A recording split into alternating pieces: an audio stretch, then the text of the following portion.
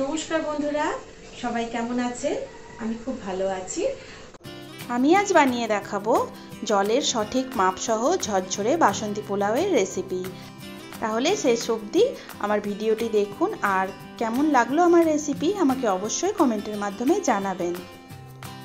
আমার রেসিপিটি যদি আপনাদের ভালো লাগে তাহলে অবশ্যই চ্যানেলটিকে সাবস্ক্রাইব করে পাশে থাকুন, আর আপনাদের ফ্রেন্ডস রিলেটিভ এদের সঙ্গে শেয়ার করুন। তাহলে আসুন শুরু করা যাক আজকের রেসিপি।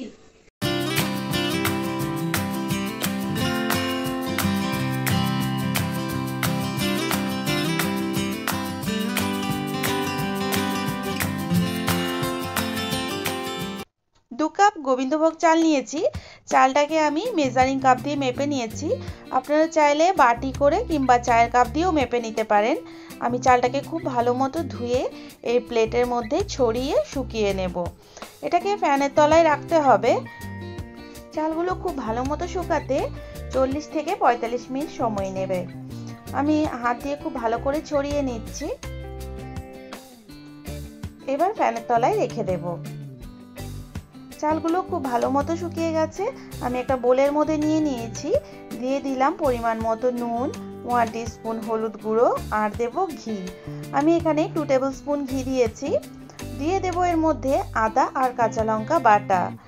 1 টেবিল স্পুন আদা কাঁচা লঙ্কা বাটা দিয়েছি। এর মধ্যে চিনি দিতে হবে। চিনি আমি এখানে দিচ্ছি 1 কাপ। মিষ্টিটা আপনারা আপনাদের পছন্দ মতো দেবেন। আমি এখানে 2 কাপ চালের জন্য 1 কাপ চিনি দিয়েছি। আর দিয়ে দেব গরম মশলা গুঁড়ো। আমি গরম মশলা গুঁড়ো এখানে দিচ্ছি 1 টিস্পুন। এবার সমস্ত মশলা আমি হাত দিয়ে খুব ভালো করে মিশিয়ে নেব। আমি আজ পোলাও রান্নাটা রাইস কুকারে করব, এই জন্য রাইস কুকার নিয়ে নিয়েছি। এর মধ্যে দিয়ে দিচ্ছি 1 টেবিল স্পুন সাদা তেল। এখন কিন্তু আমি রাইস কুকারটা অন করিনি। এর মধ্যে দিয়ে দেব গোটা গরম মশলা, 2টো তেজপাতা দিলাম। এবার দেব পরিমাণ মতো কাজু, 1 মুঠো মতো কাজু নিয়েছিলাম, কাজুটাকে ভেঙে দিয়েছি।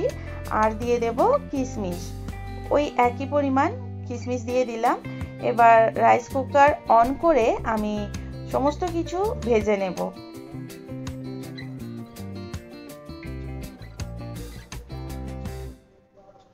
এবার এর মধ্যে অ্যাড করব পোলাওয়ের জন্য যে চালটা আমি মশলা দিয়ে মাখিয়ে রেখেছিলাম সেটা।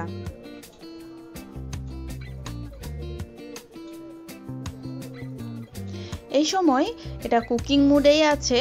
এর মধ্যে এবার অ্যাড করে দেব জল, তবে তার আগে আমি এটাকে 1 মিনিট একটু নাড়াচাড়া করে ভেজে নেব।